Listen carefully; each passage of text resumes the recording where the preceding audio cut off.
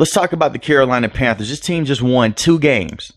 2 games this season after they made a major trade to go get Bryce Young. And within that trade, they traded their first round pick, DJ Moore, and some other picks as well. That's the reason why Scott Fitterer got fired from this team. At the end of the day, this is all on David Tepper, but the players on the offensive side have just been horrible for the last couple of years. The last time that the Carolina Panthers had a winning season was in 2017.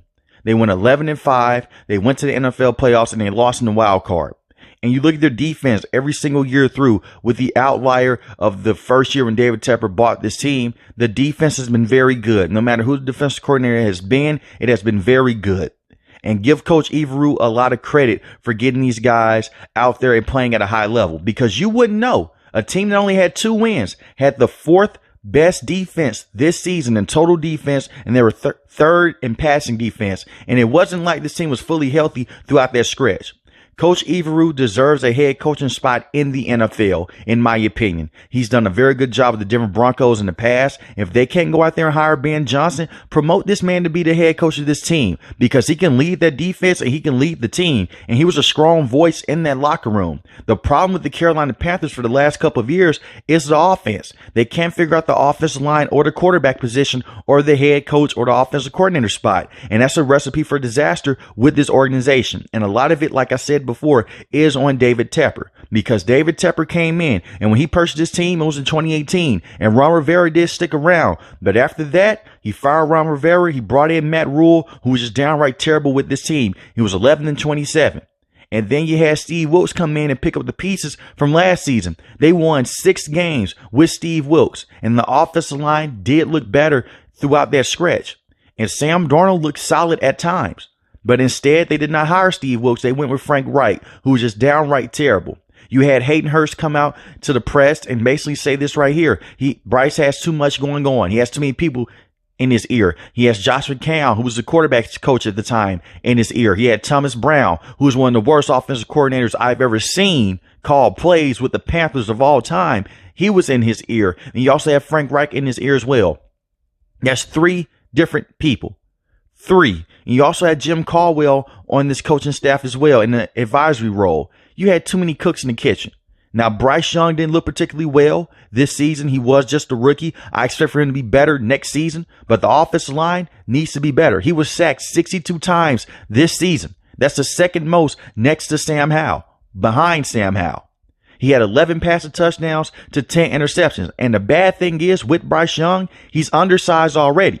And he wasn't even able to play the full season because he was dealing with an ankle issue early in the season. So he didn't play against the Seattle Seahawks. Andy Dalton did. And yes, Andy Dalton did look better in that game than Bryce Young, but he got sacked 3 times in that game as well.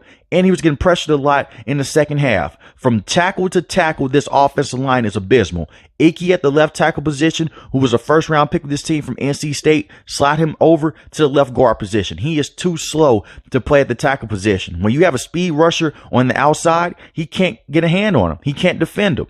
He will be better as a guard with this team. And then you look at Taylor Moton. He's not the same veteran tackle he has been in the last couple of years. He allowed a lot of pressures and a lot of sacks this season. So from tackle to tackle, this offensive line needs work. And I look at Austin Corbett, a guy that I was high on a lot, and I still like Austin Corbett a lot, wasn't able to stay healthy this season. In the games he played, he looked okay, but he wasn't fully healthy. Give him a full offseason yet again to get fully healthy with that knee, and hopefully he can come in and he can be a very good player with this team moving forward. Because you spent a lot of money in free agency on this offensive line, and you spent some draft capital with this offensive line as well. They should not be in this bad of a situation. But David Tepper's basically starting over. He's stripping everything down. The entire coaching staff is pretty much gone, except for Coach Eberle. They just blocked him from having an interview with the Jacksonville Jaguars. Good. Tie him down. If he can't be the head coach of this team, he should be the defensive coordinator for sure. He's a special coach in the NFL. He had a good stint with the Denver Broncos, and I love his defensive mindset. Not too many coaches can go from being a true defensive coordinator and just come over from being a head coach. I think he can be.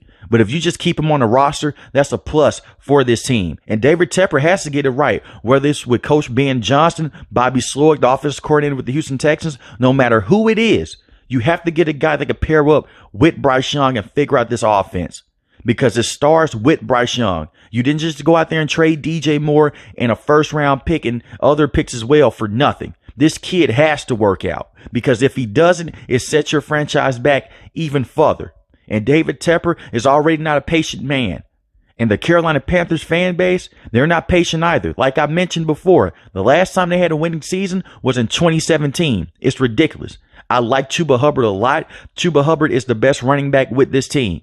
Chuba Hubbard had 902 rushing yards and he had 5 rushing touchdowns. Miles Sanders is a guy they paid a lot of money to this past offseason. 432 rushing yards and 1 rushing touchdown. He averaged 3.3 yards a carry. And he could not hold on to the football at certain points in time throughout this season. The only reason he was with this roster is because Frank Reich liked him. He coached him when he was with the Philadelphia Eagles. And so did Deuce Staley when he was the running backs coach with this team. Where they're both gone. There's no reason to keep Miles Sanders around. Get him off of this team. Release him. When it's time to hit in March or April, whenever you can get the least bit of penalty on the cap, release this guy. He's an average running back at best. The only reason he was able to go out there with the Philadelphia Eagles and look that good is because he was behind a power offensive line and they had weapons around Jalen Hurts. And Jalen Hurts is also a major rushing threat as well. Now look at Bryce Young. He did a lot of good this season.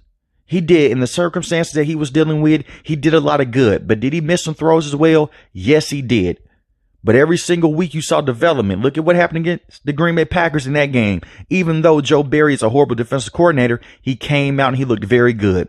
He was able to rush inside and outside the pocket, throw across his body, throw guys open. The same with DJ Chark. When he's not fumbling on the 1-yard line to Antoine Winfield, he can get into the red zone. And that's another thing as well. This team, if they were just able to go out there and average 10 to 14 points a game, they could have won 5 to 6 games this season. That is how good their defense has been the last couple of years. They just have to figure out the offense, which is easier said than done. But go out there, put some wide receivers around Bryce Young. Getting T. Higgins would be a major plus for this team. That would be a huge plus for this team if they could swing that into free agency. You also have Adam Thielen on this team as well, who had over 1,000 yards receiving, but he's not a true number 1 wide receiver anymore. Even though he did have over 1,000 yards receiving, he isn't the type of wide receiver that you want for a very young quarterback. And I don't think that Adam Thielen wants to spend the rest of his career with the years that he has left on his career with a rebuilding Carolina Panthers team, because his team is still in a rebuilding situation. You may come out here and say, well, the defense is so strong. If they figure out their offense, they could be a top contender in the NFC. That's possible, but that's easier said than done. And I don't think it's that feasible right now, because you have a toxic owner who shouldn't be going to games right now either. And until the Carolina Panthers win football games, David Tepper shouldn't be stepping foot inside the Carolina Panthers stadium while live action is going on. Because he may go out there and throw a drink on you if you say something to him. They need to figure some things out with this offense as a whole. And getting guys like Matt Rule and Frank Reich, it's not going to work out. Go get a true established head coach to figure this thing out and get the right pieces around Bryce Young. And you're going to have to build a super unit at that offensive line spot. Bryce Young is similar to Drew Brees, not in play. I mean in height and stature. You're going to have to get some big offensive linemen up front at the guard and center position. That's what you're going to have to do. Because Bryce Young likes to step up in the pocket. The tackles have to be very good as well. But the way that the quarterbacks are at his size, you have to build that interior of that offensive line. And get another for sure handed tight end as well. I don't know what Hayden Hurst's career trajectory is going to go, because he suffered a bad concussion and he has some amnesia symptoms. I hope that everything will be okay with him in the future. I don't know about how he will look playing football ever again with this team. You have Tommy Tremble, who is solid in the red zone situations, but go out there and get another tight end for this team. And you look at the rest of the wide receivers. DJ Chark is a number 2 to number 3 wide receiver at best. 525 receiving yards, 5 receiving touchdowns. The reason why I say he's a number 2 at best, he can't stay healthy.